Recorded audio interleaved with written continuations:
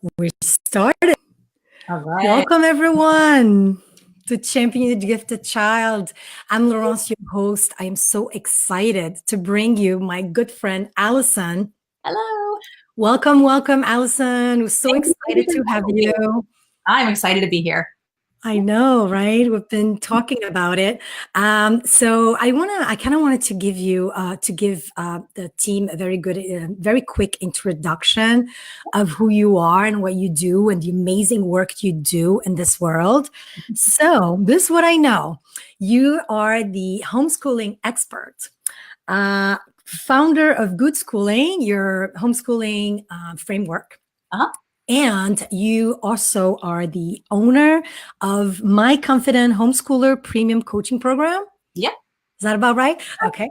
And you are a mom yourself and you homeschool yourself, right? So that's also something else to mention about you. And welcome. Thank you. Super excited to be here. Thank you. So we have a very eager crowd. We're gifted moms, so we love to learn and grow and find out things. So we actually have a list of questions for you. Awesome. And let's start it. So gifted moms, if you're joined us, feel free to, put in comments or, ask questions or follow-up questions to what is going to be said. So we're here to really answer your questions. You can put also some comments to say if you're here live or if you're catching your replay. Okay, so I'm so excited. So let's talk about, and this was my question. I'm totally putting my question first. That's the benefit of being the host, right? Yeah, I'm totally just hijacking this. But anyway, can we talk about, the extracurriculum activities, right? Because we always wonder and fear that our child is not going to get the social environment to really develop their social skills. Right. So can we talk about extracurricular activities? Sure. So that is one of the things that so many parents assume if they homeschool, oh, my kid's not going to ever be able to do sports or a drama team or the chess club or any of those things, because we're so used to assuming those just go hand in hand with school, that when you're in school, that's where you access those things. Now, in some states, homeschoolers can actually participate in public school activities like that. So not all states are like that. I can't remember how many states have that kind of option, but depending on where you are, that might be something that you can do. So you can go to your local school, find out what they have, find out how you can get your child enrolled in that. But for those of us who are in states where they don't have that option, I'm in Texas. We do not have that as an option here. But personally, and I won't go into this too much because I'm not going to get political, obviously, or anything like that. But I personally would prefer not to put my kids in public school programs. There's a lot of reasons why I don't have my kids in public school. And so I don't necessarily want to be making those connections. I would rather be making connections with other homeschoolers. And so I look for groups that are specifically created by and for homeschoolers, or groups that are just created for anybody. For example,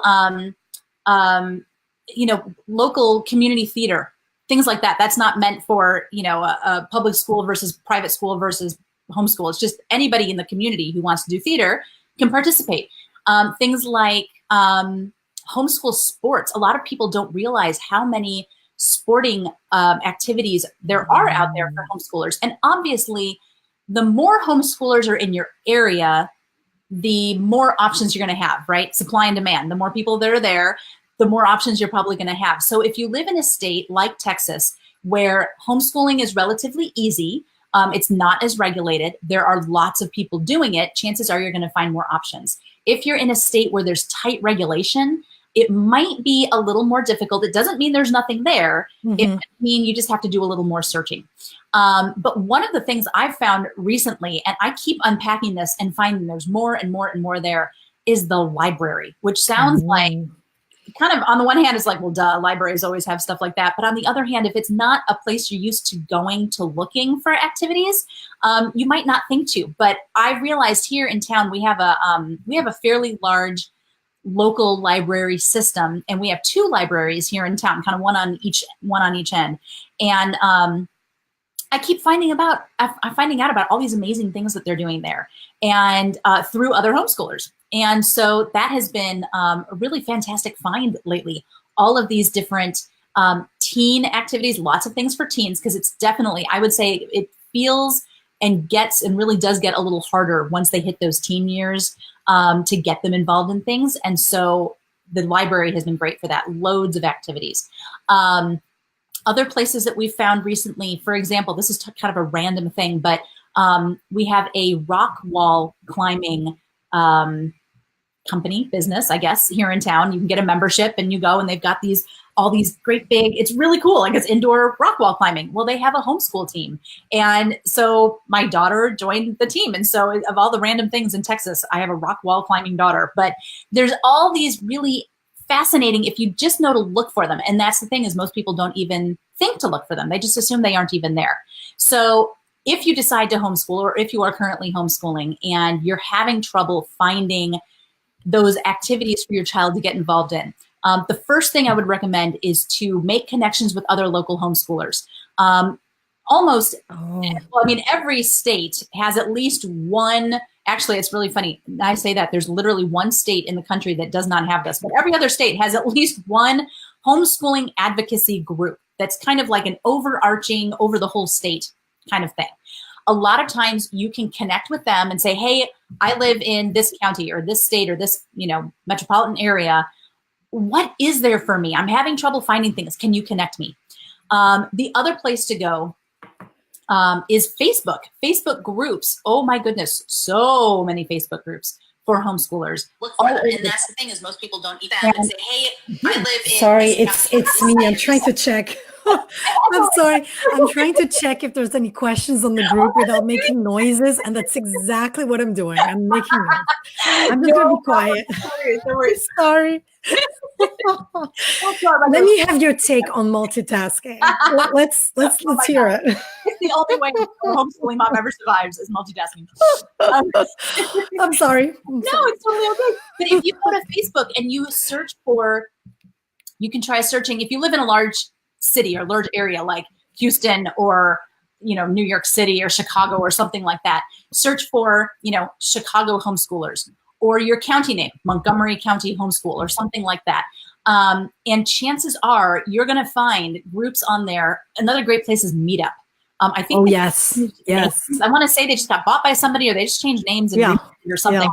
But that's another great option, is Meetup, because that's the whole point, right? Is finding other people, and homeschoolers are always trying to connect with other homeschoolers. So those are some great places to look. Your advocacy, local advocacy agency or group or organization, whatever it is. Facebook for groups that are of homeschoolers in your area. And if you can't find homeschoolers in your area, another great way to connect with them would be through large kind of overarching homeschool groups on Facebook. One of them would be Crossing Over to Homeschool. Crossing Over to Homeschool or Crossing Over to Homeschooling. I can't remember which one. And Relaxed Homeschooling. Those are 2 huge groups. And so you can go in there and say, hey, new homeschooler here, looking for connections in, wherever. And people will start chiming in, oh, that's where I'm from, or, oh, I know people there, or we used to live there. Here's a great group. Facebook, I swear, it's the best way to connect with people. You're going to find so many people that way who can then tell you, hey, here are the options we have in town. Or, what, we don't have that, there is no homeschool soccer team yet, but a bunch of us have been talking about how great it would be to get one started. We're looking for someone to help us, or, and so you can, if there's something you want that's not out there yet, chances are you're not the only one looking for it. So once you find those people and say, hey, does this exist? If everyone says no, you can say, do you want it to exist? Is this something we want to try to put together? And that's how any of these groups got formed, was that people said, we need this. Our kids want this. And so they got together and did it.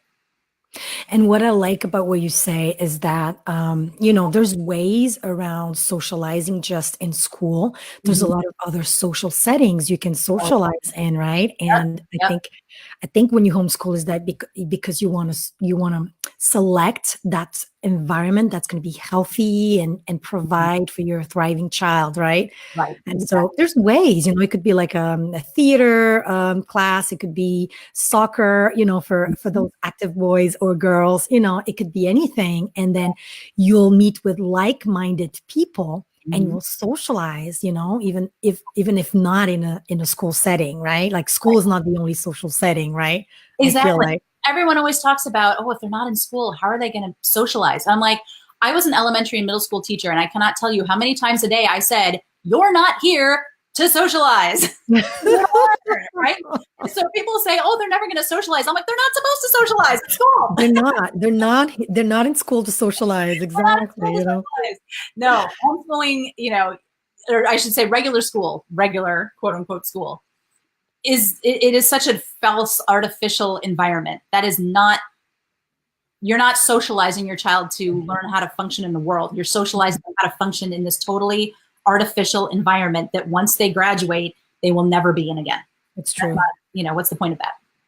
It is so true. And it's funny because I posted in my group, I want to say 3 weeks ago about, what's the name of this actress? Emma Stone? Emma Stone? Yes, I did not know she was gifted. She's a high IQ individual, and she is an advocate for anxiety, to help people against anxiety, right? And then her story is so funny because she says, she was homeschooled because she needed to proceed with her passion in life. That was what made her feel the happiest in life, and because of that, she was homeschooled because her parents were supportive. And she said she never missed out on any of the school drama because she was socializing, just not in a school setting. And then she went on to shoot like a movie on where she was this girl in school, and people were asking, well, how do you know? Because you never went to school, you never went to high school.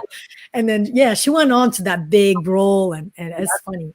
It's funny. Yeah, there's other ways to socialize than school, right? Even though, and it all depends on the parent choosing the best environment for the child, right?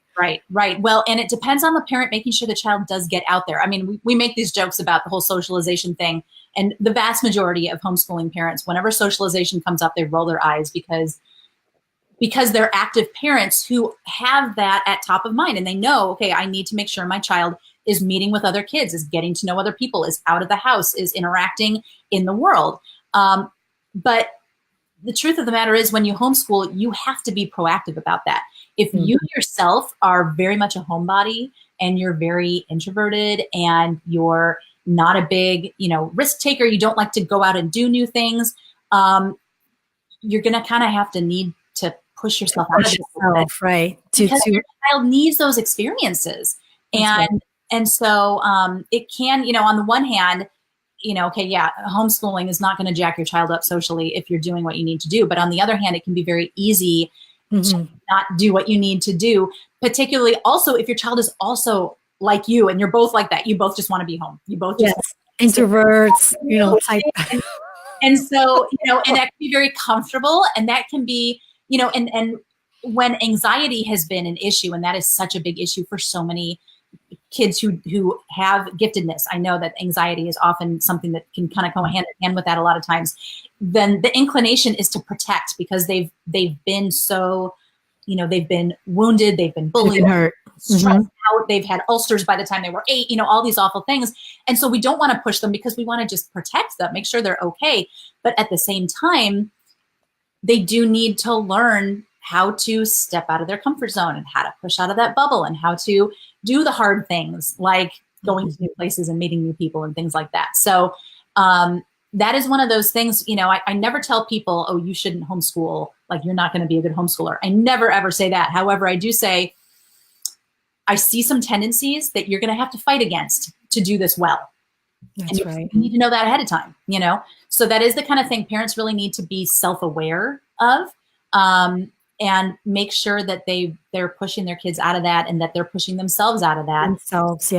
And that's when coaching comes into play, right? I know you have a very good premium program for this, and it's about the mindset, also the preparation, the inner work, right?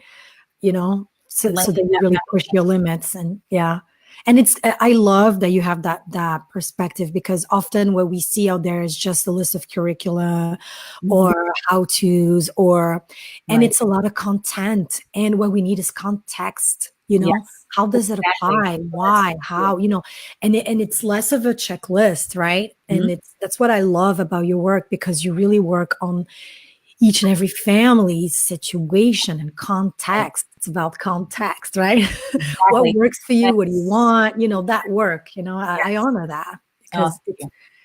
it's what's going to make them successful in Mhm. the end, right? Absolutely. Yeah, there's a lot.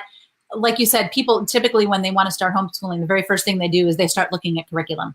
And they don't realize that curriculum is created to go along with a certain methodology. And certain methodologies are created to go along with certain philosophies. And certain philosophy, and there's like, it's this whole step by step. And people start in the middle of the process because it's the thing that's out there the most. And it's the That's thing right. that seems the most obvious. Well, if we're doing school, we have to have books. Like we have to have stuff to learn. So we need to buy that stuff. And so that's where they start without realizing there's all this other stuff that comes before that decision. And if you try to shortcut, you miss all of this context that is going to help you to choose the right curriculum and not waste all this time, all this money on programs that don't work. I cannot tell Right. you how much curriculum we wasted our first year because I didn't know this. I mean, all of this whole program was born out of everything that we learned as homeschoolers, and realizing, oh my gosh, there was so much more we should have done before we ever started looking at curriculum, before we ever started homeschooling. And nobody really talks about that. Everyone's kind of just accepted that, oh yeah, it's just this big trial and error for the first couple of years. Oh my gosh, like Wow. I never heard that, but that's definitely it's not. that's Not really kind of the way everyone says, oh, oh yeah, it's just trial and error. You pick something that looks good and you start with it, and then you get some recommendations, use what other people are using. And after a while, I'm like, this makes no sense. There has to be a better way to do this. yes. And there is, thankfully, there is, but it's just nobody has Doing the right thing at the right time, at the right exactly, moment, and the right exactly. pace for people, right? And yeah, I see a lot of because I'm a prospect homeschooler. Like for me, it's the ideal situation. It's a Uh-huh. couple months or a couple of years, but anyway, I find that when I navigate those groups, I'm always like really confused. That it's a lot of information, a lot of content, not a lot of context, and I don't know how this applies to me. I don't know how I would use it. Right. So I'm so excited to see that, you take your clients down this road to really think of, the process and what they want to prepare, what they want to put together, the goals, their intentions, you know, and their family energies and synergies. This is really, really impressive. So, Thank you. and we spent 10 minutes on that question. So I'm going to Moving on. I'm such a good time taker. Okay. Okay. I think we answered that, right? Another question from a member. Mhm. Okay. From the group. She asks, we do child-led homeschooling, which works great, but I am concerned that my son won't be at a similar level to his peers academically when he's older. He currently excels in certain areas and shows little interest in others. Will it fall into place when he's older? Or should I do more formal learning? Ooh, that is a A packed good one, question. huh? That's a good one. Okay. That's a good one.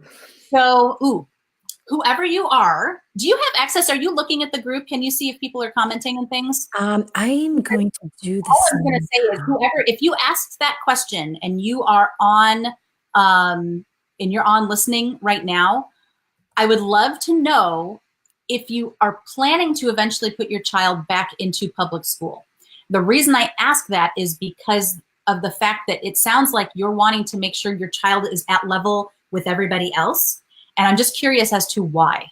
Because if you have no intention of ever putting your child back into public school, then there is no reason to worry about if he's learning the same things, if he's at the same level, if he is, if what he's learning is comparable to what they're learning. When you have, first of all, when anybody is homeschooling, regardless of whether they are a gifted child or not, Yes. when you are homeschooling, you are not trying to keep on par with everybody else. Unless, of course, your state requires that you teach kind of similar to what public schools teach. And sadly, there are some states that are like that. And everything I say, you always do have remember, speaking of context, that the context that you need to be most concerned with is your state requirements. And that's another part, a big part of what I do is helping families to figure out how to color within the lines of their state's requirements. So just know that everything I say, it could change, it could shift. It would be a little different if I knew exactly what state you were in. Exactly. But in general, I'm talking about just homeschooling in general. So homeschooling in general, you're not trying to teach public school at home. You're not trying to keep your kid on par with them. You're trying to give them a superior, tailor-made, completely customized education. And so that means that your child will learn things that the public school children will never, ever learn. It also means that your child may not learn all the things that the other kids are learning in public school. An interesting thing to remember, though, is that we do not have a national curriculum. We have Common Core, but not even every state does Common Core. And what I mean is that you might go from one public school to another, and kids are going to be learning different things. Kids are going to be learning different things in different classrooms within the same school. Mm-hmm. The example of this that I always give is that I was a very gifted writer. I was always in the high English classes. I was always in the top reading classes. And yet I somehow managed to get through my entire public school education and never once study Western mythology, Greek and Roman mythology, ever. How on earth does a child get through an entire school education? Yeah, it's kind of missing. Yeah, now kind of missing the point here. and I had friends in the other classes who did learn those things. Same school, different teacher, different class. They learned it. I didn't.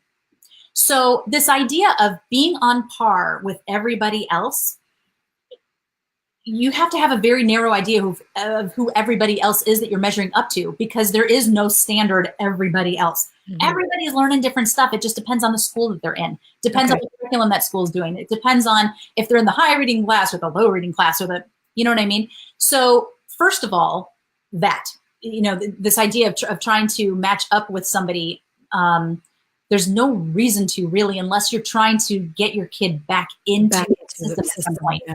Mm-hmm. I would think they would have a higher level just because it's so customized to the child, where you're delivering every day is so customized to the child, and you only have one child to worry about. So right. you can really focus on their strength, focus on their opportunities, and it's like having a tutor, like an all-day tutor at home, and you would think, you would get better results. But I think maybe the concern is to think that, after spending so much time outside of the norm, is it difficult to come back? Is there maybe a concern about college? And I know you have very good points regarding college applications, considering homeschoolers, right. Understanding the uniqueness of their experience and their background, right? Right.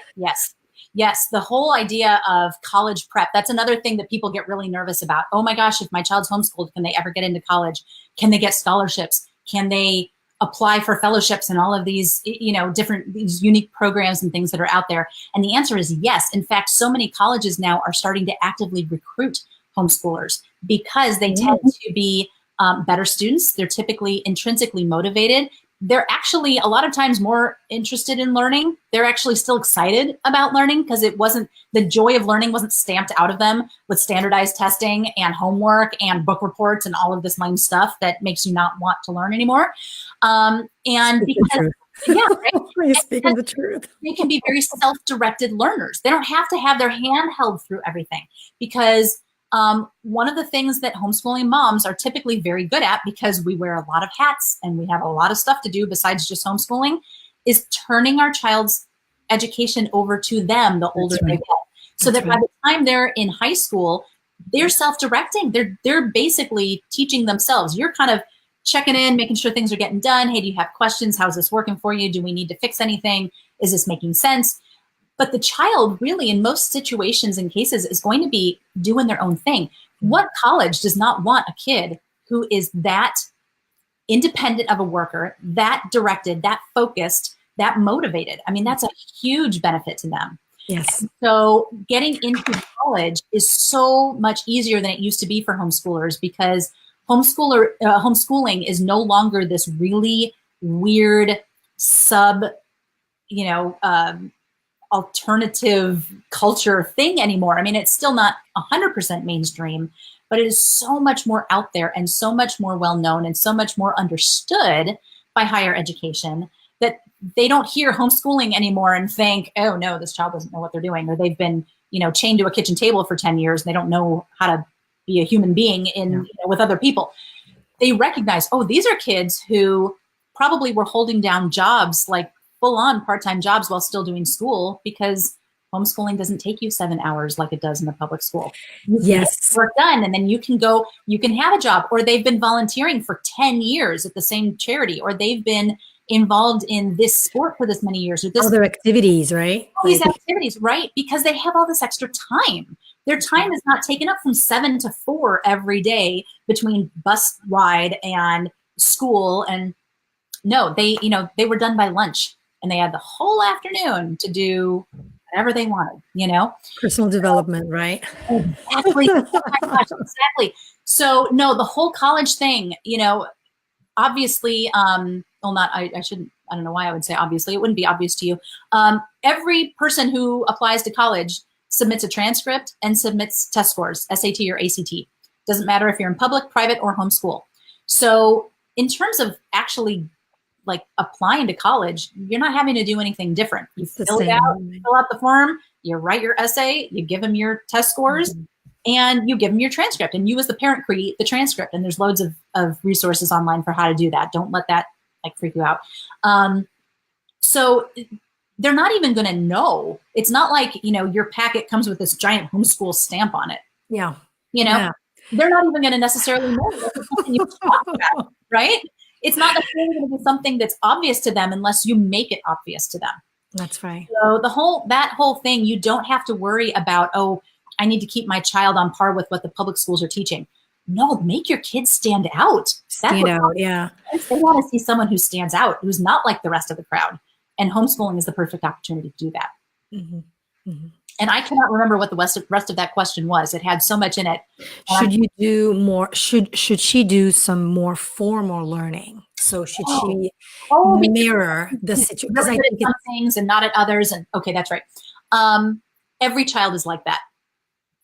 It comes out on the report card as, oh, you got A's and B's in this. Oh, and you got C's and B's and D's in this. Yeah. Right. And so when you are homeschooling and you have the opportunity to teach your child in a way that resonates with them, a lot of times you're able to bring up those weaknesses, but it's a rare child who is really and truly good at everything, right? And even the child who gets straight A's is not necessarily brilliant in everything. They're just really good at memorization, and they're really good at studying and testing. That was me.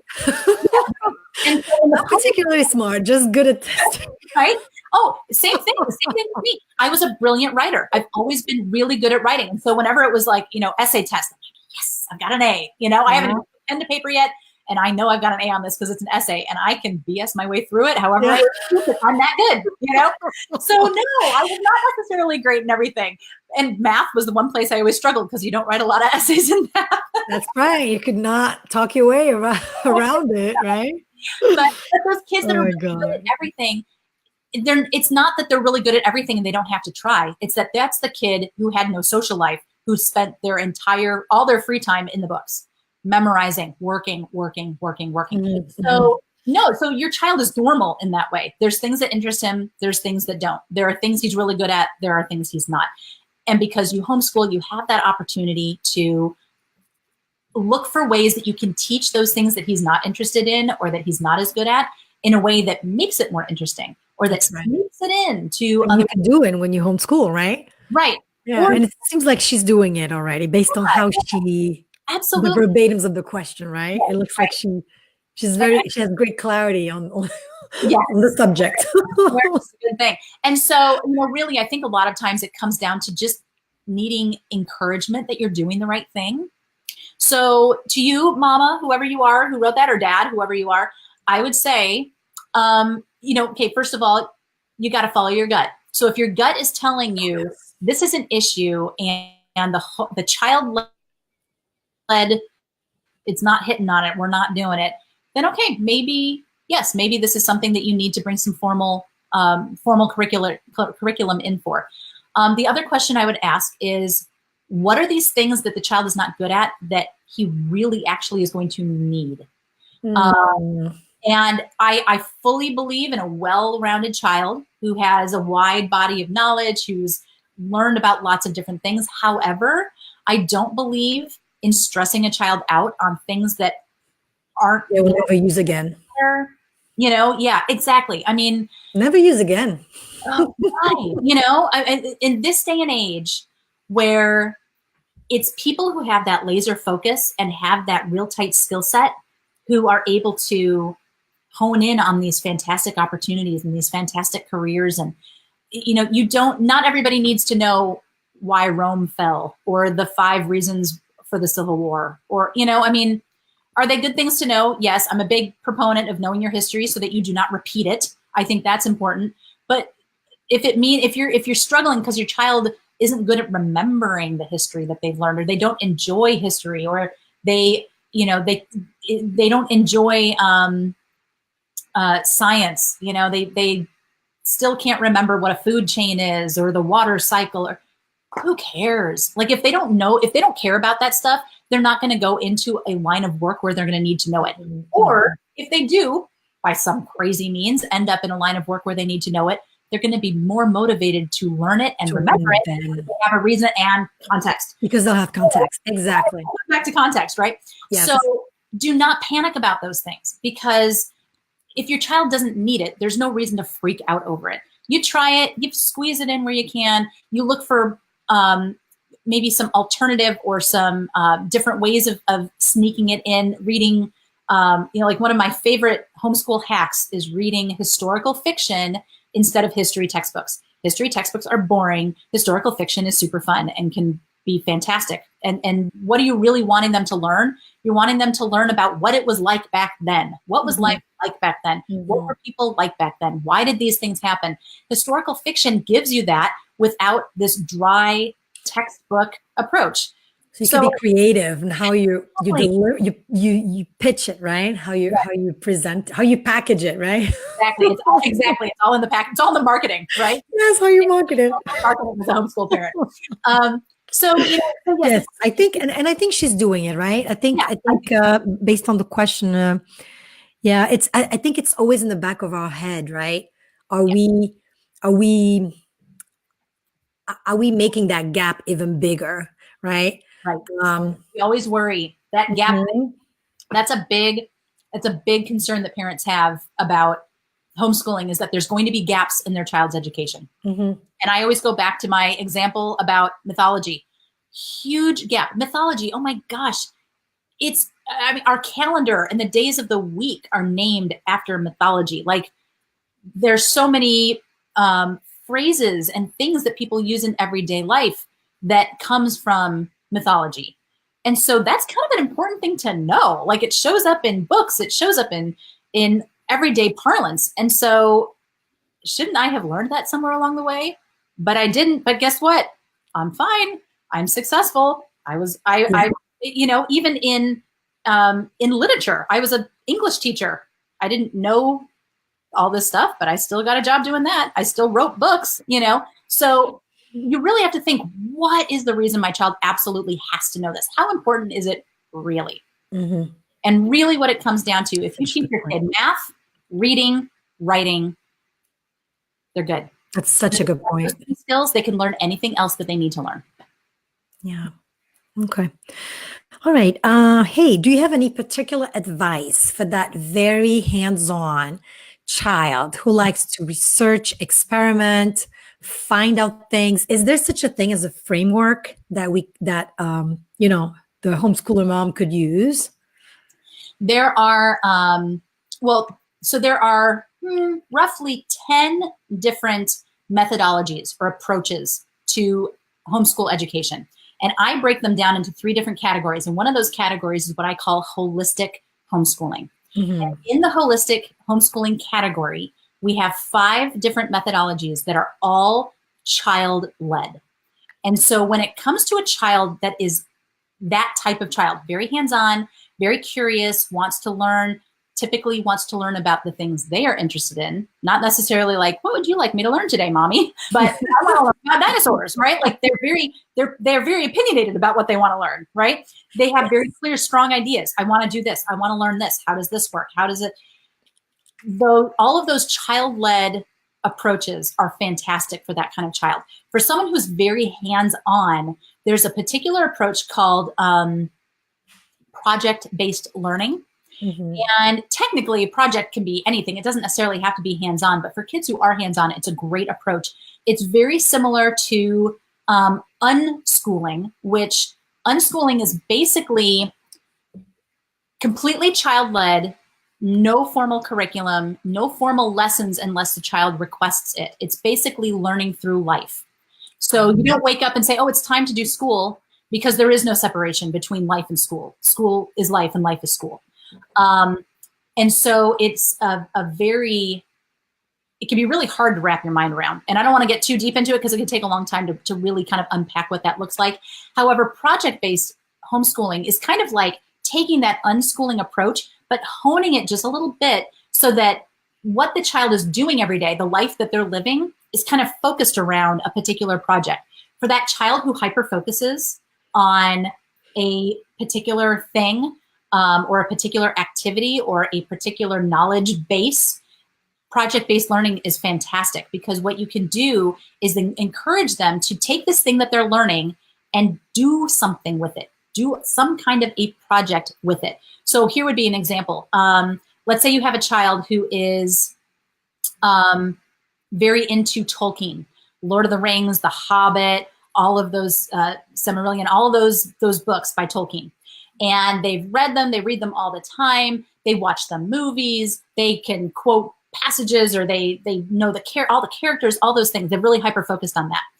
And let's say that this child also is very artistic, like they like to draw, and they've really connected with the books, and they want to start drawing their own interpretations of some of those scenes.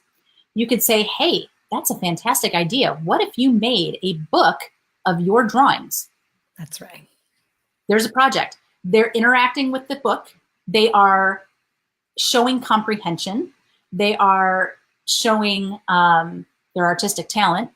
Let's say, and then you kind of nudged them and said, well, okay, if someone was looking through this book and they didn't know Tolkien, they'd never read The Hobbit, or they'd never seen these movies, they'd never read these books, they'd have no idea what's going on. So, you should probably write some captions. Okay, now they're writing, now they're composing. And the child says, well, I'll just copy them out from the book. And you say, well, there's this thing called plagiarism. Can't really do that. So let's summarize. Why don't you tell me what the scene's about? And let's say this child does not like to write. They don't like to actually handwrite, or they don't like to type. You could just say, okay, speak it into my phone. I'm gonna have you voice text to my phone, explain what the scene is about that you're doing. And then you can take that, put that on your computer. Now you can teach editing, because we all know that text, the voice type thing, never comes out right? So you have to sit down and edit it all out. So now the child has an opportunity to work on editing skills. And then you're going to show them how they can actually create a physical book. You'll get some kind of like a scrapbooking kind of book, like those nice big albums that are like the big 12 by 12 ones. Yeah. And so you can teach them how to mount their work and talk about, archival quality materials, so that in 20 years, this hasn't been broken down. It still looks good. And how we're going to mount your, these stories that you've written to go with this, the summaries of what's going on in this battle scene, or in this journeying scene, or whatever. So you can come up with all of these different things, and it's all focused around this one project that's focused around this one theme that your child is really interested in.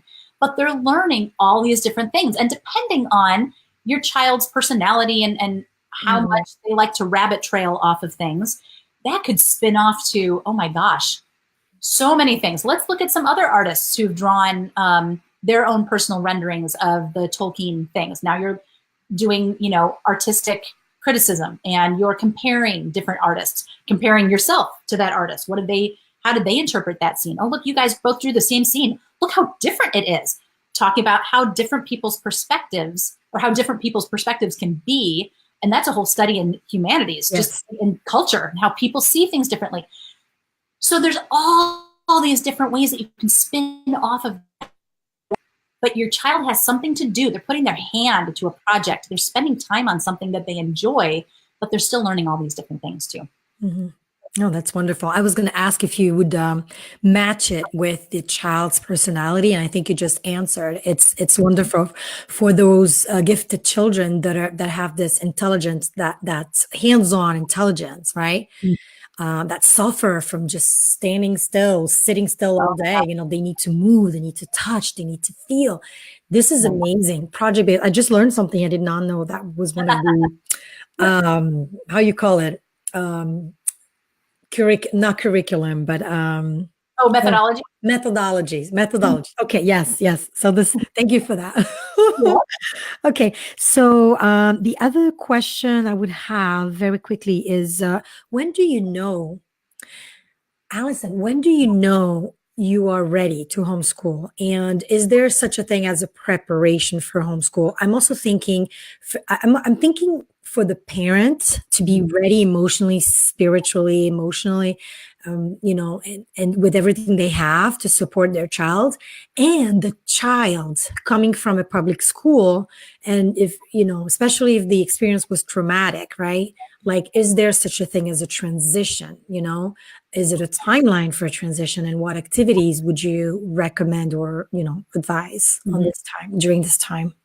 That is a fantastic question. So the way that you know that you're ready, gosh, I don't know that I could ever say, this is how you know that you're ready. It's a gut thing. Yes. Mamas have our gut, and we got to follow our gut. And sometimes the way you're going to know that you're ready is not because of you feeling ready, but because you can see that your child has reached their breaking point, and you've got to get them out or you're going to lose them.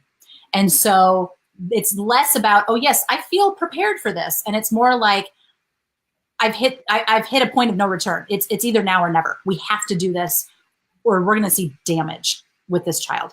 So, I mean, God forbid, I hope none of you are in that situation, but know that if you're kind of looking at, these last few weeks of the school year, and you're feeling like, oh my gosh, I don't know how my child is even going to make it to the end of May or whenever school is out for you.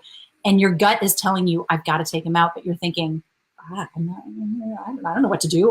I take him home and then what, or I sometimes they don't even consider because of the bad rap, right? Right. Around homeschooling. So many people jump into it at a totally last minute thing. They've thought nothing through. They just know my child cannot go back to this environment anymore. So you take them out when you know you need to, or when you finally decide, I've had enough. I've hit my breaking point. I'm not dealing with this administration, not listening to me or my child anymore, or not dealing with that anymore, or whatever. You take them out. Now, in terms of the preparation, that stage leading up to actually starting to homeschool, there is a process called deschooling, and it's basically detoxing yourself and your child from that public school mindset. And that process, depending on how long your child has been in the conventional school environment and what that experience was like, the whole deschooling process might take a few weeks. It might take a few months. It could weeks. It could take a long time, because when you've been immersed in a repressive or a highly stressful environment, day in, day out, and really when you think about it, your whole, as a child, weekends are only fun because it's a day you don't have school. That's Nighttime is not a relaxation time. It's I need to get to bed early so break from school. Everything comes back to school being this overarching force in your life. And if it has been a really stressful, miserable experience with that force, then it can take a really long time to get that out of your system, and to learn how to separate the idea of learning from the idea of having to be in this awful environment. And so many kids, they've tied learning together with being miserable. That's right. So even if you bring them home and you say, hey, look, you're safe. We can do school on the couch in your pajamas with your security blanket and hot chocolate. We think, well, that sounds so much better. Who wouldn't want to learn that way? All your kid is hearing is we're going to do school. School freaks them out. You know, so you have to get them to a point where they realize that learning does not have to be that awful experience. That learning is something we do our whole lives, that you as a parent are still learning every day, new things, that it's a state of being. Learning is like a state of being. It's not this thing that happens to you. Yes. You know? And so that time that you take to de-school before you officially start homeschooling is some of the most important prep time that you're going to have if your child has had a really difficult time. Now, on the flip side of that, there are some kids who you pull them out and they come home, they go, sweet, let's start. Like they're ready. And they're super ready. excited. Yeah. Yeah. I can see. That's fantastic. So you have to roll with your kid. You just have to be in communication with them and talking with them about how do you feel about this? How's it going? And what you do during that period of deschooling. Again, it really comes back to what your state requirements are, because some states will require that a child be in school for a certain number of days a year, or a certain number of hours, and all these kinds of things. It can be a little trickier if you have a high regulation state that you're working in. It's not impossible, it's just trickier. Mm-hmm. But in general, what you want to do is quite literally nothing. No requirements, no math sheets, no read a book for 20 minutes, no, you have to do some math before you can turn on the TV. You want this child to have complete freedom to do whatever helps them relax, de-stress, separate from that baggage that they have. Sometimes it means letting them sleep until noon. Sometimes it means letting them, watch a lot of the shows that you would normally say, oh, you can watch one, but then we're going to turn it off. And you maybe let them watch a little more. You still have to keep your boundaries as a parent. If your family rule is no screens after 7 o'clock at night, you keep that rule. It's not a free for all, but it is an opportunity for your child to have autonomy and to not have all of these expectations shoved onto them. And it's also a time for them to rediscover their natural curiosity, rediscover what they're interested in, what they want to learn about, what they think is interesting, and let them learn that stuff in the way that they want to learn it. So, for example, I'm a reader, I'm a book person. When I research, I want material to read. My children want videos. My husband wants videos. I don't get the video thing, but that's their thing. Like the last thing I want to do is watch a video on how to do something. I want to read the manual. But everyone else in my family wants to watch the video, So especially if you know that your child is a very different learner from you, you have to give them that freedom to let them learn the way that they want to learn. And so you get up in the morning and you do, whatever kind of routine you maybe want them to have. That's, you still keep doing those things. They still have to do their chores. They still have to make their bed, things like that. It's not like you're letting them have absolutely no responsibilities whatsoever, but you don't want them to have any academic expectations. And you want them to be able to be pressure, free. Right? That pressure. Yes. Yeah. Some of that pressure. And you want them to have that freedom to just do what they like. So many kids, and I don't know if this is as true with highly intelligent kids who tend to want to learn about things anyway. So they're kind of on their own time, they're learning about things. But a lot of kids, when they've been in the conventional school environment for a long time, they've lost touch with what they're interested in, because it doesn't matter what they're interested in. Today, they're learning about this because this is what's on my lesson plan, and this is what the state says we have to learn about for the test, and this is what's next in the curriculum, so this is what we're doing. And so they're not used to being able to just up and learn about whatever they want, or to learn about things in their own way. And so this detoxing period is also an opportunity for them to get back in touch with themselves and what they like and what they're interested in. And so as you go through this stage, this season, you give them as many opportunities as you can to kind of maybe do some fun, interesting things. Maybe you like go to a museum for the day or go to the zoo for the day or take a little road trip and go, like a little staycation, like go look at the fun things in your town that you never do because you live here, things like that. Just get out and do stuff and see people and have fun and, or invite them into helping you with the project. I'm going to reorganize and alphabetize them on the shelves, or I'm going to, whatever. And you don't try to turn things into learning experiences. It's not about, ooh, how can I make this educational? Mm-hmm. It's just a chance to connect with them. For that detox period, you mean, right? Yes. Yeah. Because and it could be very stressful for a mom to just for sure. let the pressure off and let the child take the lead. Yeah. Type A moms. I know it's hard. I know. I see you. It's hard. Yep. But, it's every time I've done it, because I've had some phases when I literally had to detox my child off very negative learning environments. He's probably done like 5 preschools in 2 years or something when he... That's my baby. And I was scared to let off and just, let him take the lead. And early on, I think it's because gifted children, they have this rage to master, as somebody put it once, it's just that rage to learn so we have to trust them. And it could be terrifying not to get up and having everything lined up, because that's the way we think, right? Us moms, that's the way we, it can be terrifying, but I'm so excited to hear you say that as an expert, that it's, we should give ourselves permission to take the time to allow our kid to feel better. Yes. Right. I was not pushing anything either, because I knew if I got into this power struggle, right, he would start to hate what I was teaching. And that would be the worst thing for me, because I love learning and I'm in love with learning, and so is he, right? And so that would have been the ultimate failure, right? Right. So letting off and letting they take the lead and taking that coach role, right? Like be their coach, be their mentor, and just facilitating. You're not. Yes. You're just facilitating it. And I know parents will be like, well, but they're going to forget everything, or we're going to be so behind because we're taking all this time off.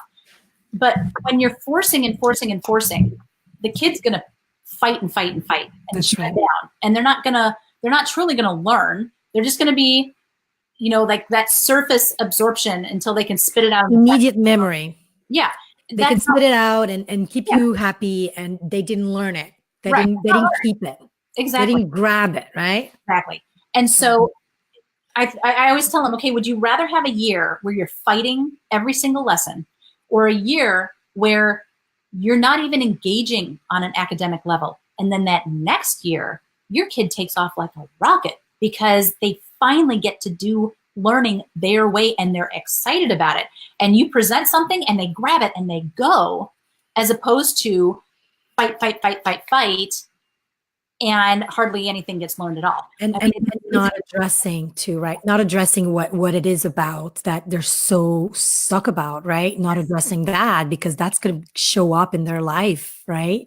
Exactly. That trauma is going to keep showing up, and everything they're tried, they'll fail because they're still stuck in that, mindset. And I'm so excited to hear you say that, because, it's one of the things the parent, like, they put so much pressure on themselves, and they're already overworked and exhausted and stretched so thin, and they put that pressure, oh my God, I'm homeschooling, I have to go, and sort of like proving themselves. And, when really what you need to do is just step back, let them breathe, and use their strength, use their drive, just, direct them so they go to the right direction. But right. Yep. So I'm so excited to hear that.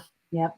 Hey, I know I have very little time left, but I know you had a webinar, your last webinar. Mm-hmm. I must confess, I attended your last webinar.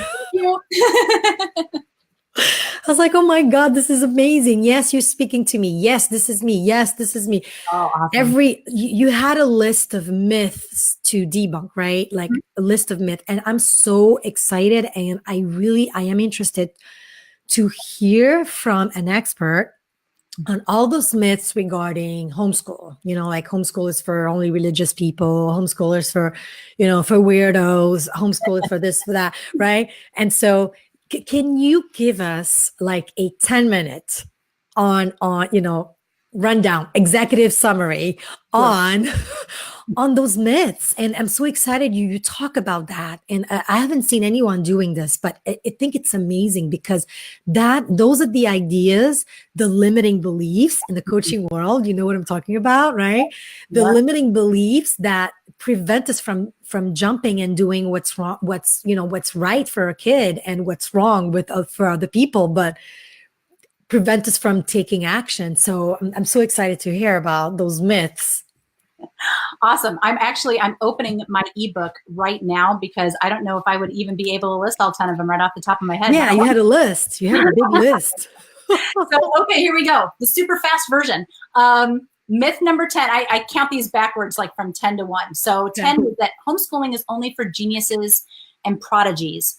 And I would say homeschooling is, I would say, almost a necessity for genius and prodigies. However, it is certainly not the only person that it is for, because every child is going to do better if they're in an environment where their education is being tailored to them. Yeah. So any child, regardless of where they are on that bell curve, is going to benefit and is going to be able to develop their own strengths even better, their own quote unquote genius even better, when they're in an environment that is nurturing and is leveraging those strengths, and rather than in an environment that treats everybody like they're exactly the same. So no, it is certainly not for only geniuses and prodigies. It's for anybody.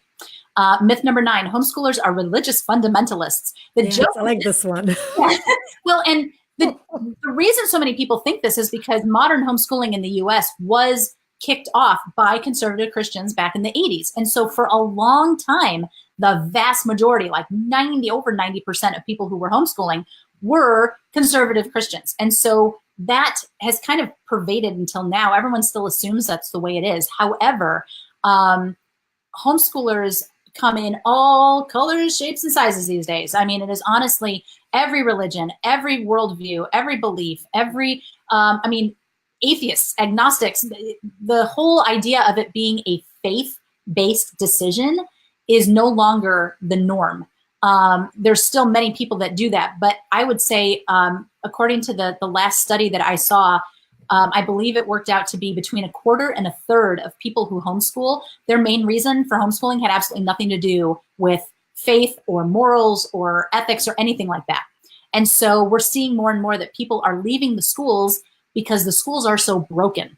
And so it doesn't matter what faith background you come from, if your child is in a toxic environment where they're constantly being bullied, that has nothing to do with what religion you are. It has to do with the fact that this environment is toxic. And so you just want better for your child. You just want better. Exactly. So yes, the homeschooling community in general is still somewhat dominated by people of faith.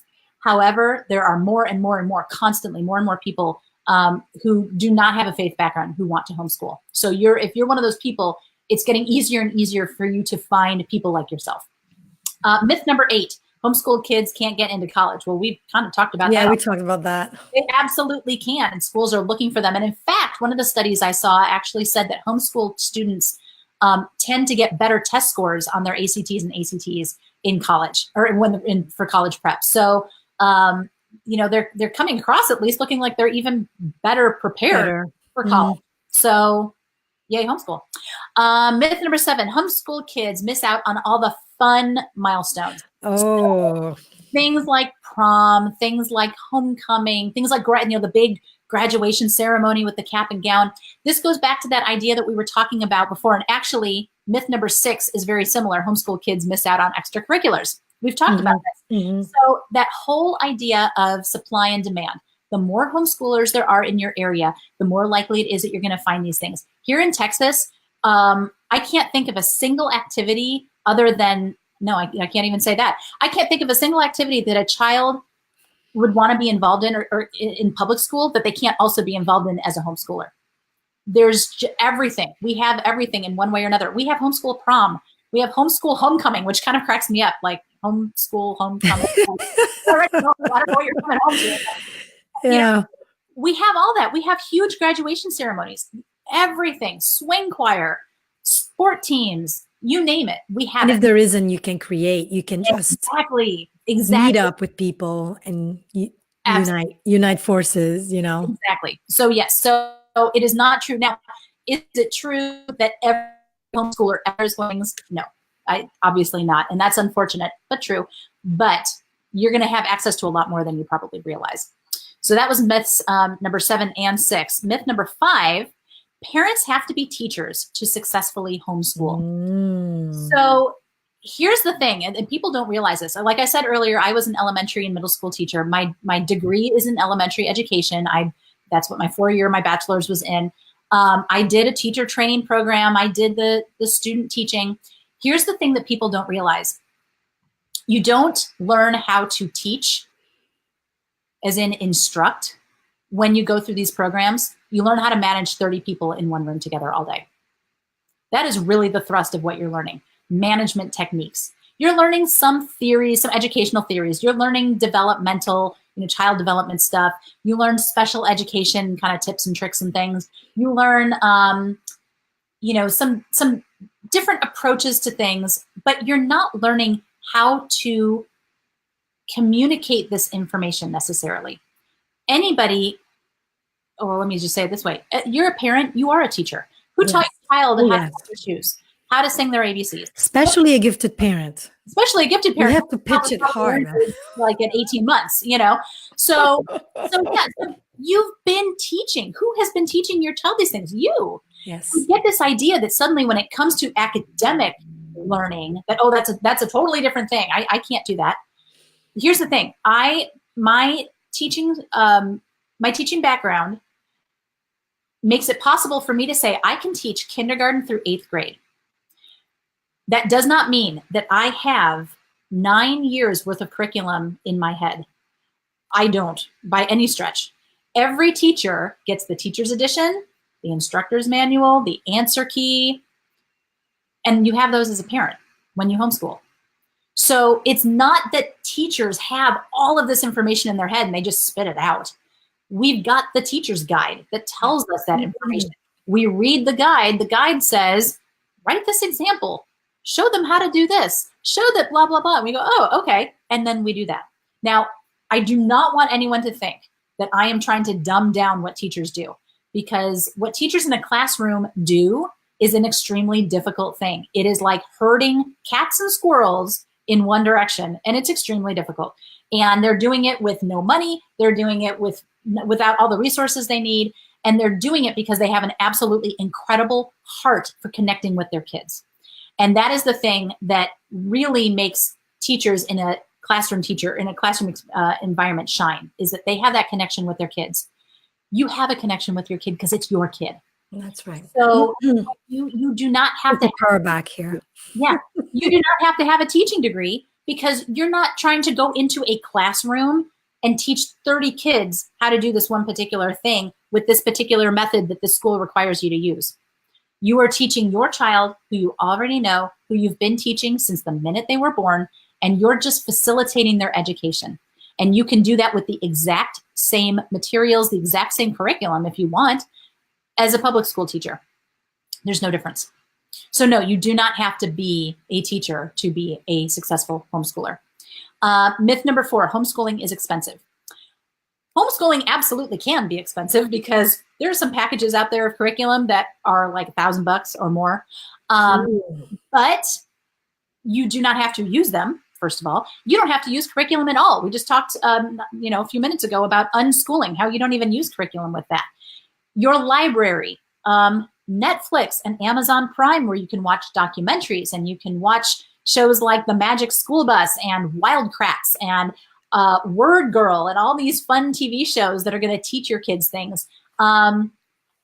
Just novels, like we talked about with historical fiction.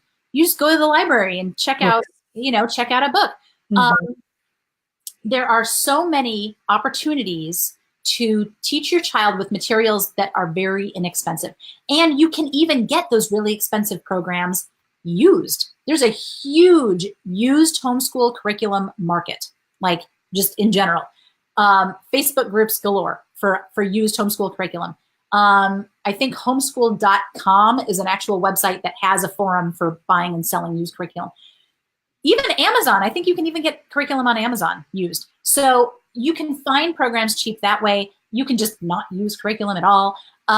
You can, there's so many ways that you can do it without having to spend $1 million. So no, it can be expensive. It does not have to be expensive. It doesn't have to be. You have to do it on a shoestring. You can still give your kid a fantastic education on a shoestring. An experience, right? Yes. Oh my gosh.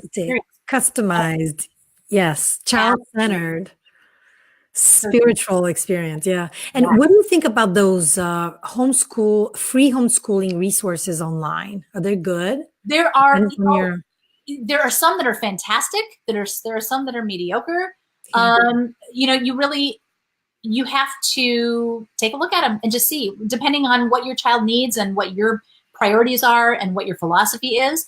There are some really fantastic free programs out there. There are some that are really just meant to be kind of a starting block, like a super basic that you then build stuff onto, Mm-hmm. And there are some that say, hey, this is a whole program, the whole thing's totally free. It's a full program. You don't need to add anything to it. You might read it and go, it's kind of lacking here for my kid. It's kind of for my kid. And that's okay. So then you beef it up or you don't use it, But yes, there are free programs out there. There are loads of homeschool parents who sell like free printables and worksheets and activities and things like that. So I've seen that. I was wondering about that. Okay. Yeah. Oh yeah. So, you go down a lot of rabbit holes on Google looking for free homeschool curriculum, and you'll find some great stuff and you'll find some kind of crappy stuff. And it's kind of true of any kind of market where everything is free.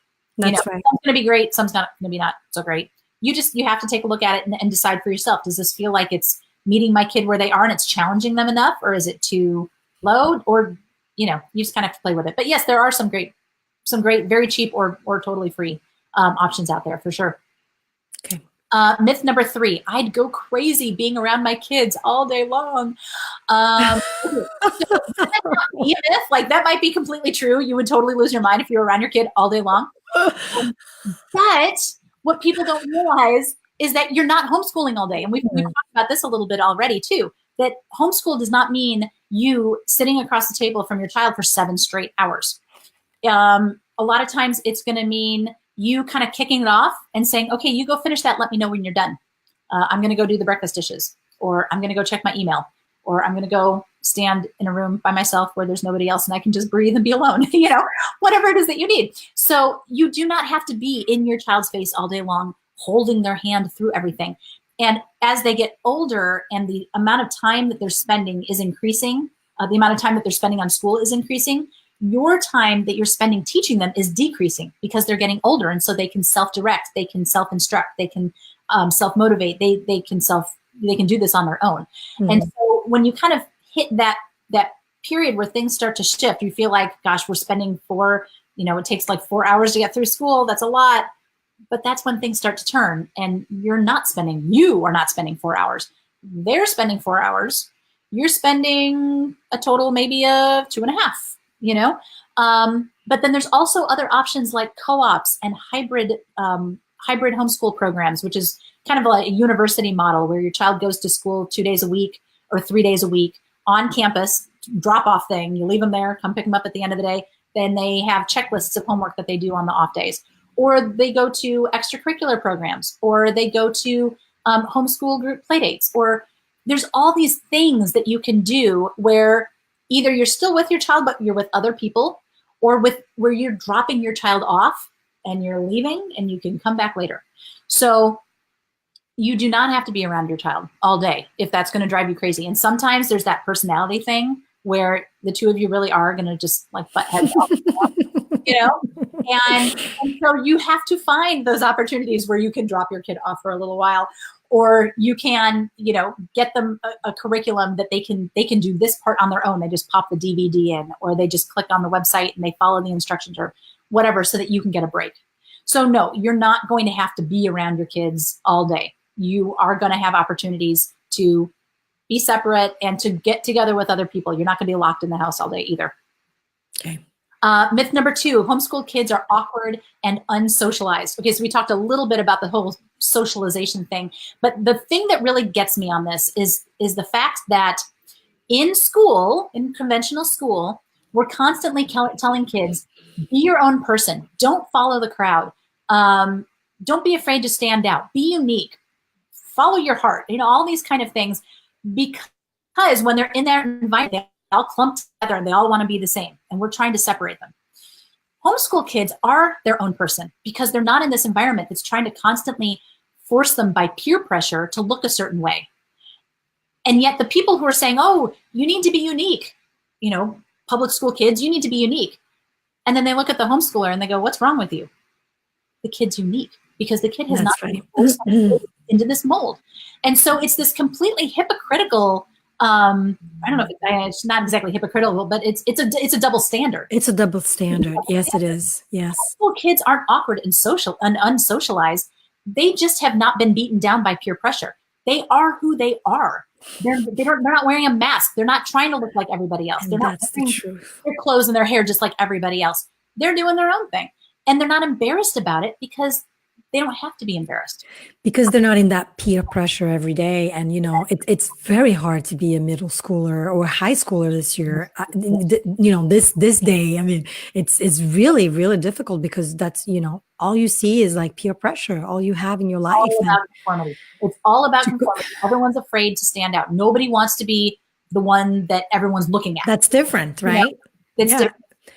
And I think that's why gifted children, they suffer so much in those environments that are so normative, right? Because they're so unique and they're uniquely wired, and then behaving their own, way. Yeah. That's why they suffer so much, I think, because they don't try to be different, but they're evidently different. And they fight against that pressure to be like everybody else.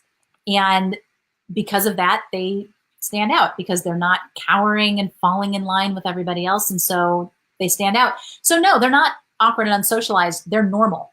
It's the kids who have been forced into these molds that really, when you think about it, are unsocialized. They're not learning how to function in the world as themselves. All they're learning is how to follow the crowd. So no, homeschool kids are not awkward and socialized. They're normal. They are themselves.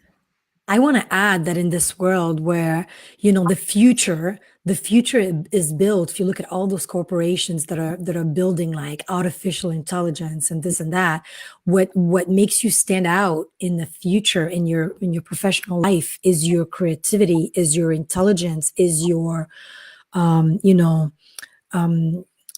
creativity, right? It's so just being a copy paste of everything else. In the future, as this world evolves, is just not going to cut it. Right. You have to have your personality. You have to have, and I always think even my child is a hyperactive child, right? And so everything I hear is he's high energy, he's high energy, he's high energy. And I'm thinking, wait, in the corporate world and in today's world where you have to work 70 hours a week, come home, cook, clean, do your groceries, you have to have energy, So it's actually good. Right. I just have to teach him how to focus that energy. Yep. But because he's not like everybody else, he gets, he got picked on, bullied, and a whole story. But fundamentally, those kids, they have the right qualities, like being high energy. You need it in this world as things evolve, right? Exactly. You have to be driven, to have your personality, you have to have that, otherwise you're not going to be successful. Exactly. And that's the other thing. A lot of homeschoolers actually go out. I was reading the other day, I was so impressed. They actually go out and become a lot of them become entrepreneurs. Oh, so many of them. Yes. And matching that with the statistics about gifted children and ADHD specifically. Yeah. Gifted with ADHD. I can't remember the statistics, but it's like 40% of those, they become entrepreneurs or something like that, 30%.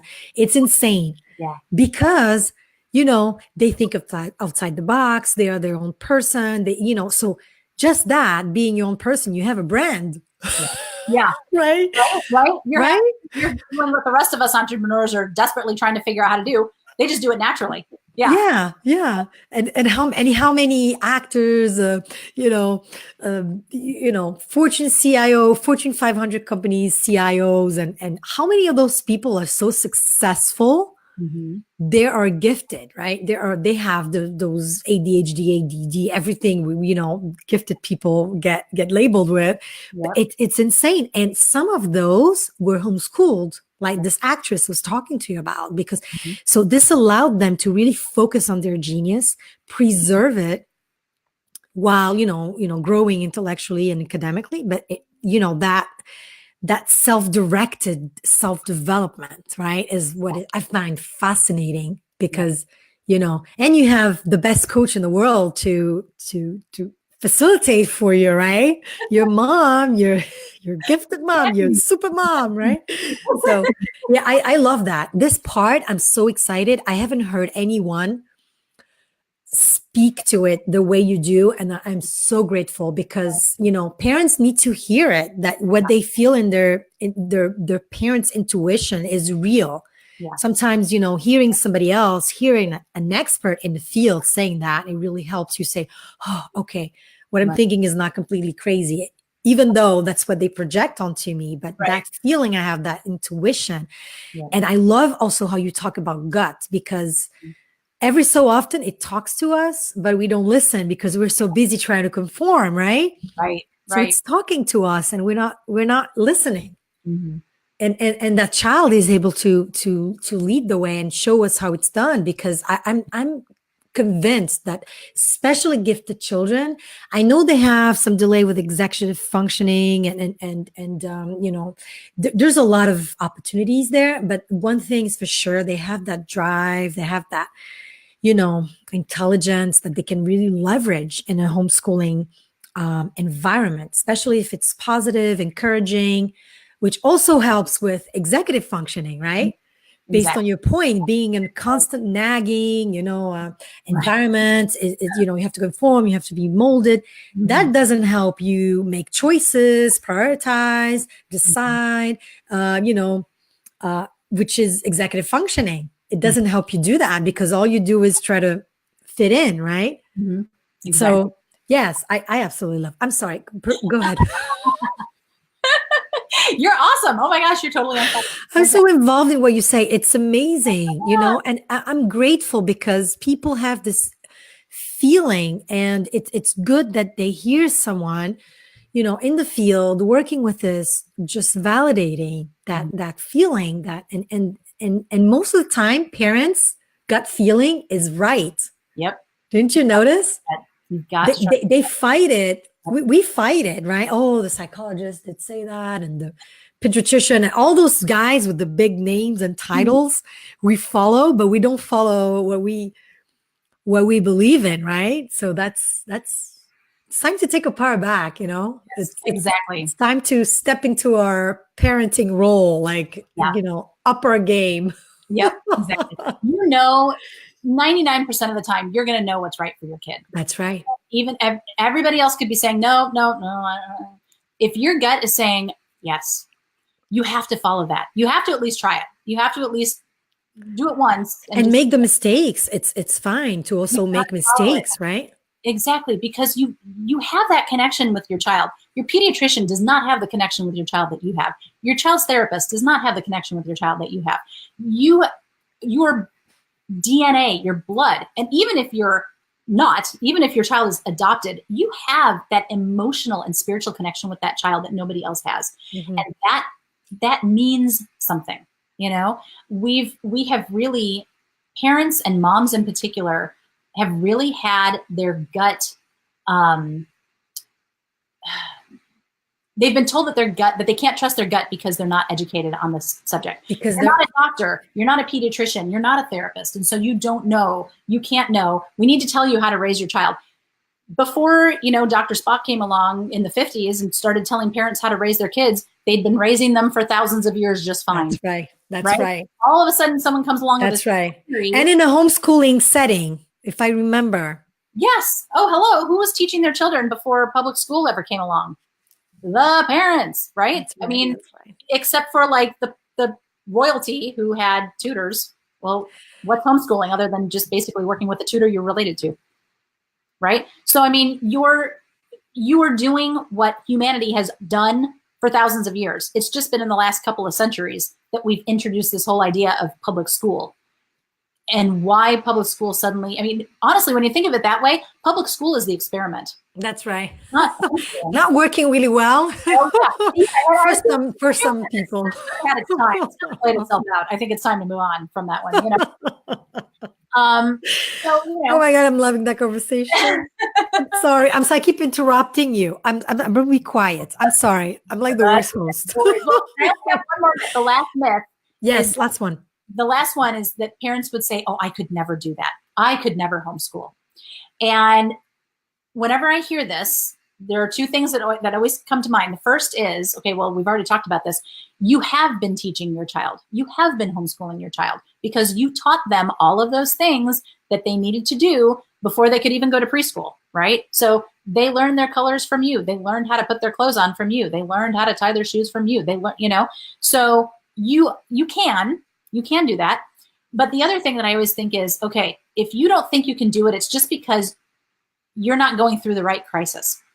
If your child came home and said that he's been bullied for the last month and now this child at school is threatening to kill him and he hasn't been sleeping for the last week because he's been terrified and he's stopped eating because he's nauseous all the time with fear, I'm pretty sure you would go in the next day and rip your kid out of that school staff, right? You would not allow them to go back into such a toxic, horrible environment.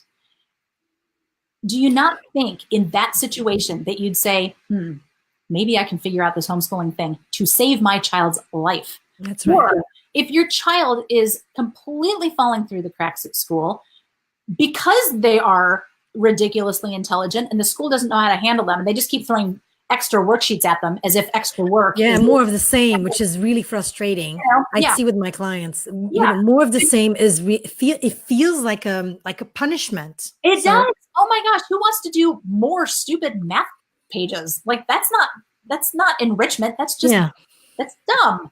It's letting them over the head. Like, don't beat a dead horse, right?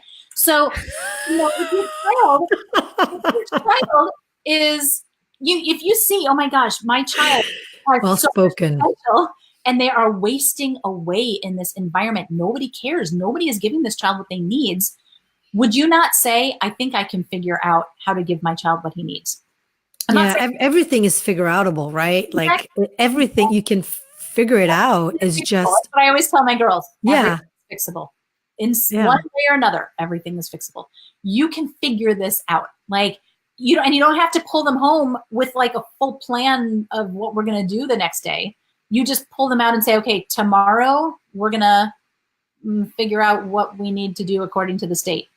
And then the next day, maybe we'll figure out what kind of homeschooling we want to do. Like you take it in steps, right? Then it becomes like a collaborative work, right? Yes. Instead of you trying to your child level down, becomes something that they have a hand in and a say in, instead of something that just happens to them. That's right. Is not an education. It's more of just a repression and oppression, right? So, whenever I hear someone say I could never do that, I just think, well, you just haven't hit the right crisis. Like the right wrong thing hasn't happened yet. And once that were to happen, I'm pretty sure you'd say, I'm willing to figure this out. I still don't know how I'm going to do it, but I'm willing to figure it out for the sake of my child's physical, emotional, mental, spiritual, educational well-being. Mm-hmm. So, and it's okay for parents to say, I don't want to do that too. Because a lot of times I could never do that really means I'm just not willing to do that. Yeah. If everything's okay right now, like everything's going all right for your child and they're doing fine in public school, then that's okay. You don't have to. It's all good, you know? But if something were to happen, I would hope that parent would be willing to make whatever sacrifices they need to make in order to put their child in an environment where they're going to be supported and encouraged and have an education that is tailored to them so that they have the future that they deserve to have. And sometimes that's going to be home. Sometimes it's going to be in private school, and it's not like it's only public school and Like a homeschool. co-op too, you don't have to do it yourself, right? Yeah, exactly. You don't have to do it. And that's another great point. You don't have to. If you want to homeschool, but you don't want to teach, there are full, DVD or online based programs where really all you're doing is, again, facilitating. You're making sure your child understands they're doing what they need to do. You're helping them problem solve and troubleshoot and things like that, but you're not having to be the main teacher. You That's can right. still have your child at home and tailor their education to them without you having to be the main instructor for everything. That is a possibility. So yeah, that's the last myth, that I could never do that. And I say, you could, with the right motivator, with the why, with the right, and the support too, right? Yeah. And the support. I love, actually, it's a good segue. I would like for you to speak a little bit about your coaching program and you have a product. Mm-hmm. Now, I'm so excited about that. So excited. Yeah, I am so excited about it. I thought it was really good. I saw the presentation. And it was really good. So if you could speak a little bit about it, we have gifted moms that might be interested, and feel free. Sure. Okay. So I've been doing this whole coaching gig for about 3 years, and I recently finished a project I've been working on for 1.5 years, which is where I took my program that I do with my clients. I've put it onto a self-paced, video-based course where parents can kind of coach themselves through the homeschool launch. It's a 10-module program. It walks you through every single decision that you need to make, every single thing that you need to figure out, every task that you need to do, leaves no stone unturned, so that by the time you finish the program, you have built a solid foundation on which you can launch what I call your homeschool adventure. And I've recently, since I did the webinar, I've actually completely restructured everything because I can never leave anything alone. I actually have a whole new way that I'm using this program. And so parents can do the program completely by themselves. They can do the program with a little bit of coaching if they want. They can do the program with a lot of coaching. When I say coaching, I mean private one-on-one sessions with me where we're working together on whatever aspect of the program you're kind of tripped up on, or you need some help with, or you need some encouragement on, or whatever. Because my whole goal is that by the time you're done with this program, I want you to be confident. We call it the Confident Homeschooler program. I want you to be confident that, yes, you can do this, and you have all the resources you need, and you know exactly what curriculum you're going to purchase, and exactly what you're going to do with it the day that you get it, and exactly what extracurriculars you're going to get involved in, and what groups are in your area that you can go to for support and for socializing and for meeting other families. And it figures out everything before you ever start, so that your first year goes significantly more smoothly and you're set up for that long-term homeschooling success. So what I'm actually going to do when we get off of this, I'm going to actually post in the group a little graphic I have that shows the 3 different levels that I have of this program right now. And anybody who's interested in that, you can just drop me a private message and I'll get you hooked up with it. If you have any questions, of course, you can ask them there in the group if you want to, so that everybody can see in case anybody else has that same question. But yeah, it is an incredibly unique product. I haven't found anything out there, which is why we made it, because we couldn't find anything like that ourselves. When we You wish you had that program when you started, right? You wished. I like I said, you wouldn't believe the amount of money that we wasted that first year, and the amount of time we wasted that first year, and how frustrating it was, because frustration is a waste too. Huh? It is. Oh, the emotional big waste. So the whole idea is that we want to save parents from all of that trial and error that everyone keeps saying, oh yeah, it's just trial and error. It doesn't have to be. It can be. It's kind of annoying to do it that way. It'll hopefully work out eventually, but by then you might be so burnt out from all of the error that you don't want to keep trying. So our whole goal was to make that first year go smoothly, to take care of those pitfalls before you even get to them, so that you have this smooth road ahead of you and you can get that first year under your belt. If you have a successful first year, you are significantly more likely to stick with homeschooling and to continue. And particularly with children who are gifted in any way, intellectually or physically or whatever, they need to have that tailored opportunity to really be able to blossom to their full potential. Mm-hmm. And so, you know, and I, like I said before, I think that's true of any child. If they're going to blossom to their full potential, they have to have a tailored education. And this opportunity is just, I'm so incredibly excited to be able to do this for people, to be able to give them this program, because it's filling a huge need that's been there for literally decades. And it's really exciting to know that this could help open up a whole new, you know, mm-hmm. flood of homeschoolers mm-hmm. to, again, and then what does that mean? It means supply and demand goes up. So now you're going to have all these other homeschoolers to hang out and to do things. Oh, that's right. That's right. Right. So, yes. So anyway, yes. So I will stop myself there, or else I'll just keep going, and nobody wants to hear that. But I will, like I said, I'll put that in the group, and I'll also put a link to the promotional video. I'll also put a link to the video, the introduction video for the course. So I love this one, like how the whole course kicks off. And then I'll put a link to my website where you can read more about the course and the whole coaching program and everything. Mm-hmm. No, and your website is really awesome, because there's the blog there too. And I know you're a writer. I forgot to say that. I'm sorry. Yeah. So you're a writer, and you write very eloquently on special children's homeschooling experience.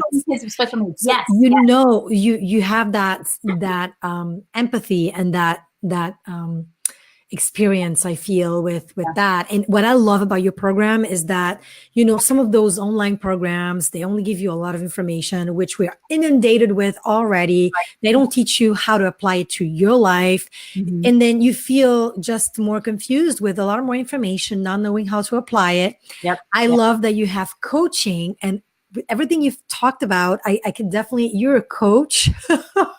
you know, it's this is the good work that the transformation you're delivering with this program, I think, is unparalleled, because it's not like you just give access to a membership site, and, you know, and some people will go with that, right? But some people will need, you know, their handheld, right? Exactly. One way or another, and the support and the coaching and the just the presence, you know, to help them, you know, understand how this applies to them, because you can be so overwhelmed. So the sessions with you, with direct access to you, I think are really value added, right? Mm-hmm. Because then all of a sudden you have somebody who's an expert you can talk to, and you can ask them, you know, how to apply.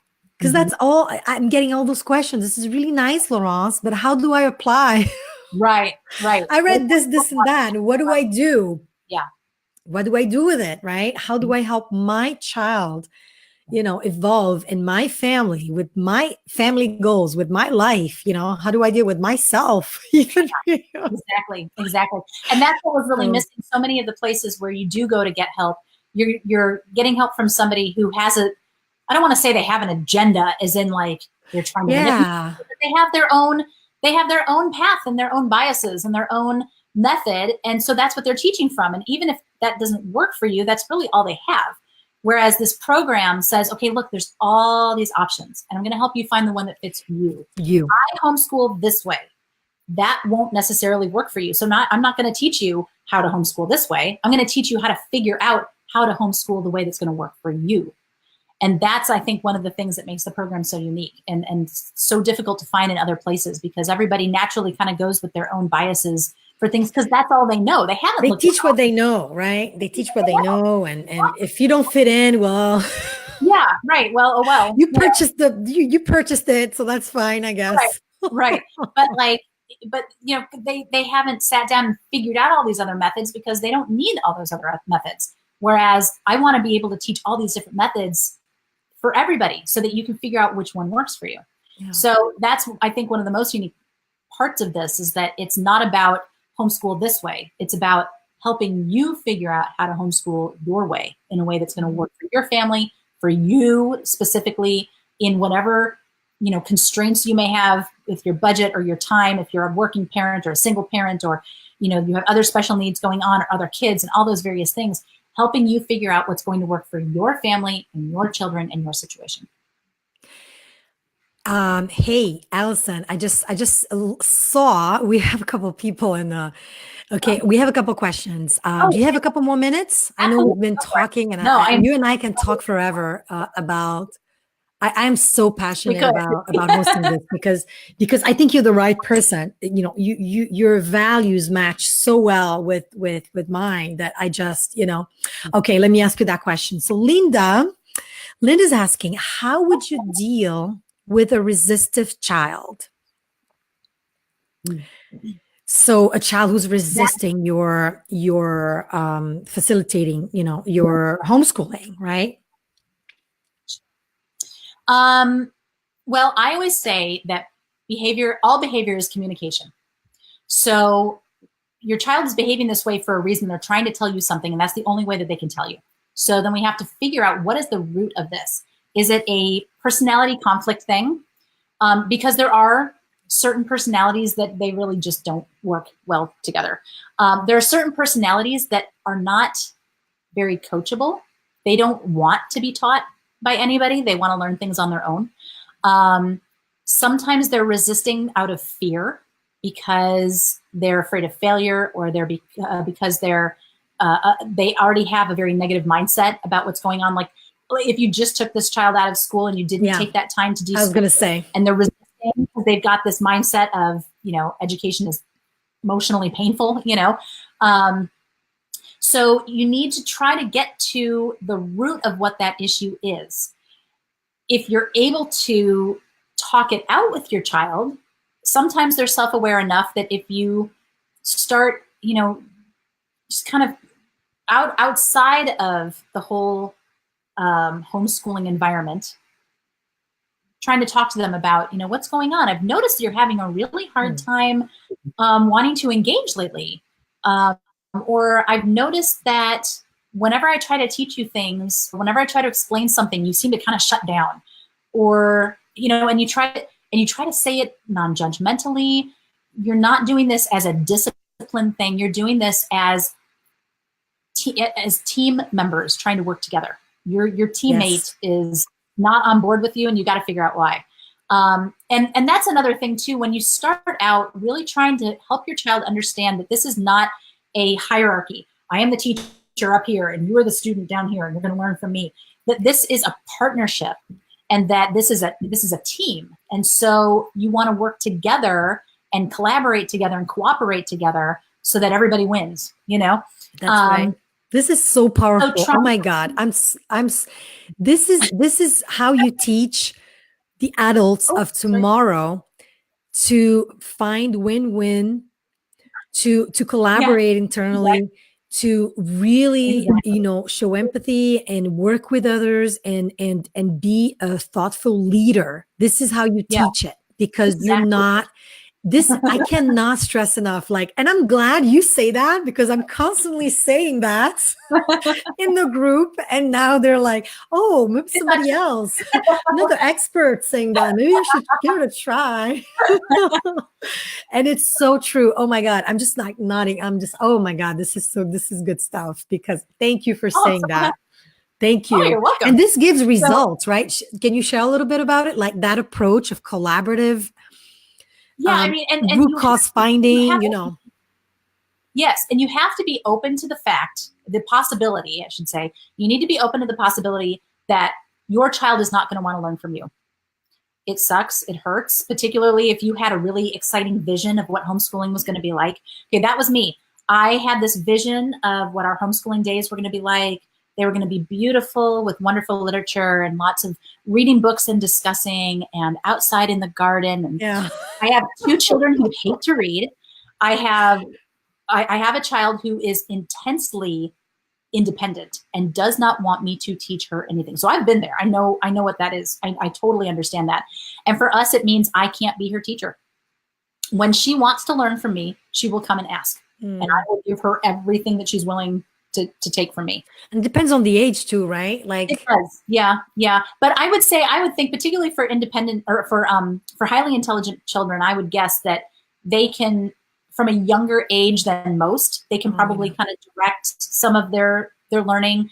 You would still have to facilitate, but you'd probably have to be kind of sneaky about it, try to steer things a little bit here and there, and but giving them as much autonomy and freedom as possible so that they at least have the feeling that they are being independent, but you have to be open to whatever it is that their answer comes back as, even if it's personally kind of painful. Like, I really struggled for a long time with the fact that I didn't get my ideal, beautiful homeschooling ideal. I didn't get to do that.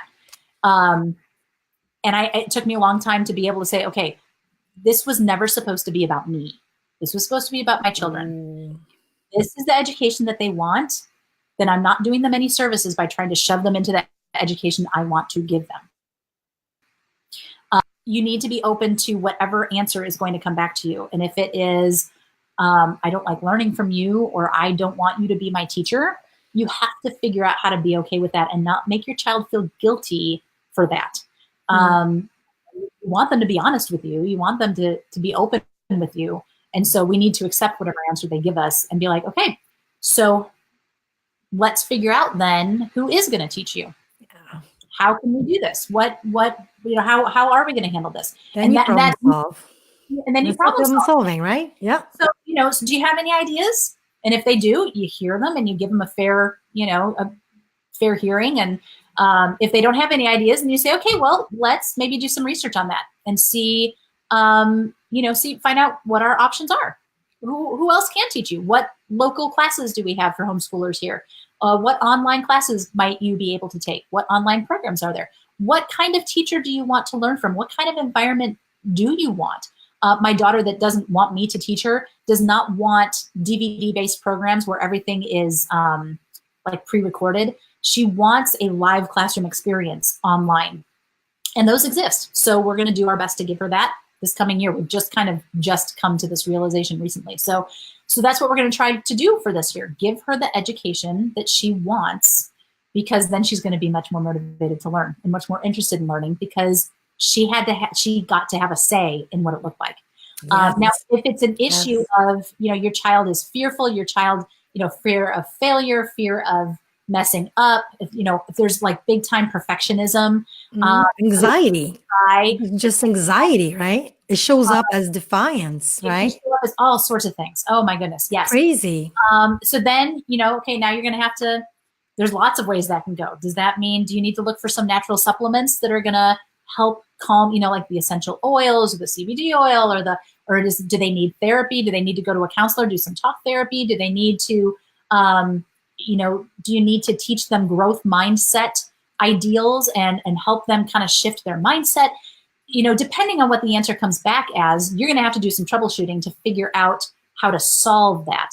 But on the surface, when a child is being resistant, the last thing you want to do is keep pushing and pushing and pushing, because that's just going to create more resistance, and it's going to build that wall between you and your child. And the thing I always say is more important than the lessons you finish, than the curriculum you purchase, than anything else, is preserving that relationship with your child. That's right. So you have got to figure out how to keep that sacred space healthy, so that you can problem solve together. You can work together. You can figure that out. So short term, I would stop pushing. If that's what you've been doing, if you've been trying to get them to work anyway, I'd stop doing that. I would do whatever you can do to kind of dialogue with them, talk them through that, help them kind of figure out, where is this all coming from? And then once you know the root,